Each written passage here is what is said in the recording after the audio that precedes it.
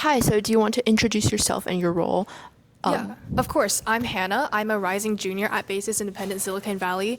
I'm currently 16 years old, and my role in this project is the youth leader of the US and Uganda mural.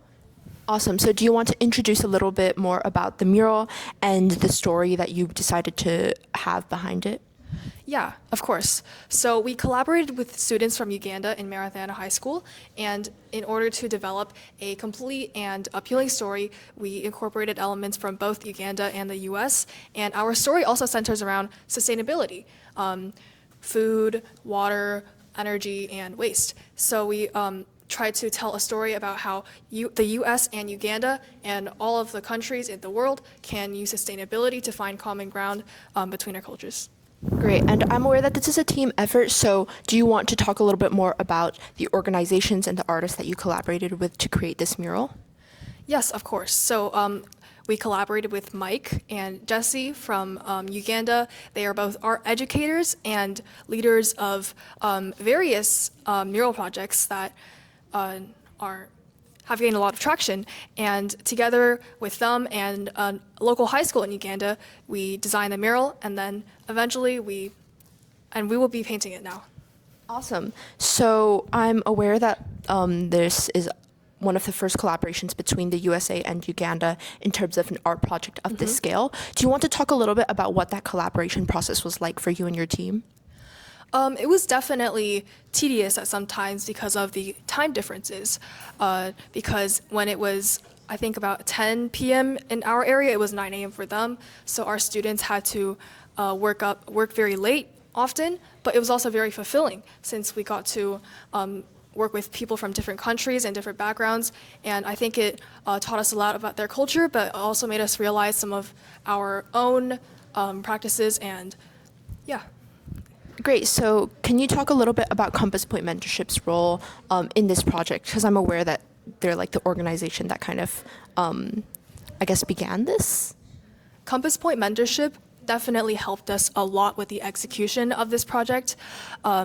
Through this program, we found an art mentor, Simon Bai, and he has been extremely helpful in setting up the mural and making sure that it can come to fruition. Awesome. So again, I'm aware that this is like, there's a lot of diversity in this. Do you want to talk a little bit about how you were able to collaborate with such a diverse team with so many people from different backgrounds and cultures? So in order to make sure that everyone was felt involved and they felt that their culture was being represented, we all gave them a chance to draw their own elements that can be later incorporated into the mural. For example, some kids in Uganda, they drew national monuments that they knew, their dams that they used to get water, and some houses that seem really familiar to them. And I think that's a way for us to make sure that everybody in this project has their voice heard. That makes sense. So let's move on to a little bit more about the design process. So do you want to talk a little bit about how you transformed those initial ideas and initial drawings into the full actual mural design?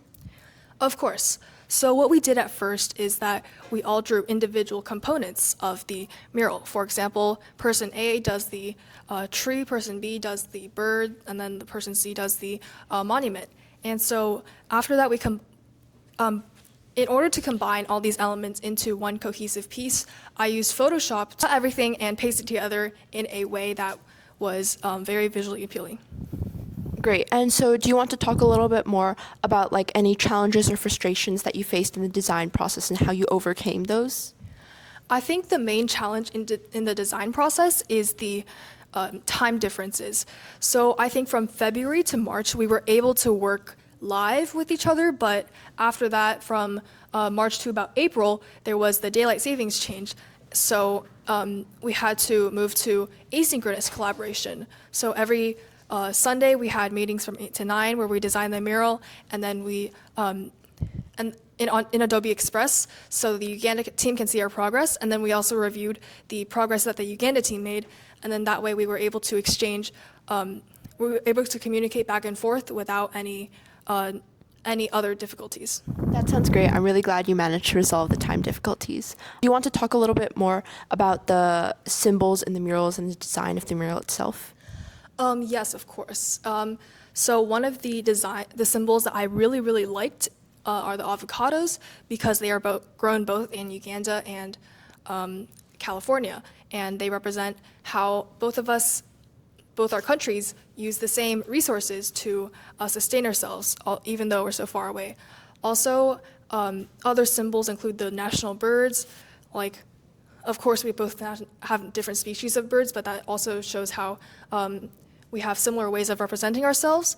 And the fruits on the bottom of the mural, like near the roots, they also show how we all consume different types of fruits, but in the end, they connect us. Yeah, I think my favorite part is the big tree in the middle, and I like how the roots connect both our countries. That sounds like a really great design, and it sounds like there's a lot of research and thought put into it. Do you want to talk a little bit more about your beginning research and how that influenced the final design? Of course. So for the first few weeks of live collaboration, we had meetings online, and in these meetings, we learned a lot about food, water, waste, and energy, and how each of our countries handled them. For example, we learned that people in Uganda eat simsim seeds, which are kind of like the sesame balls that we have in California. And by using the knowledge that we learned over those few weeks, we were able to develop our mural. Great. So I'm aware that this is a very diverse mural with a big emphasis on community and shared collaboration. Do you want to talk a little bit about how you chose to represent your community and like the general representation of our communities on the mural? Yeah, so we centered our side around the Bay Area specifically. We have the Golden Gate Bridge, which is obviously a big representation of our area. We also have our we also have the quail, which is the state bird of California, and also, as I mentioned before, the avocados, which are grown here. And there's so much more, but I wish I can point them out to you right now. Yeah. So I guess what impact do you wish that people who see the mural, what impact do you wish the mural would have on them? I hope that the people who see this mural will understand that although we live so far away from so many different countries, we share more similarities than we think. That's really profound and impactful. Are there any next steps that you guys have planned to take after the mural is completed? Yeah, so we are planning to display it in DC on July the 25th in the International Child Art Festival. It's going to be really fun, and we hope that this will gain the mural a lot of exposure. And in addition, we are planning to display it at a concert later, in July maybe. So that's what we have planned for the future of this mural. Great, awesome. Thanks so much for your time. I'm really excited to see the finished mural. Thank you for interviewing me, Annie.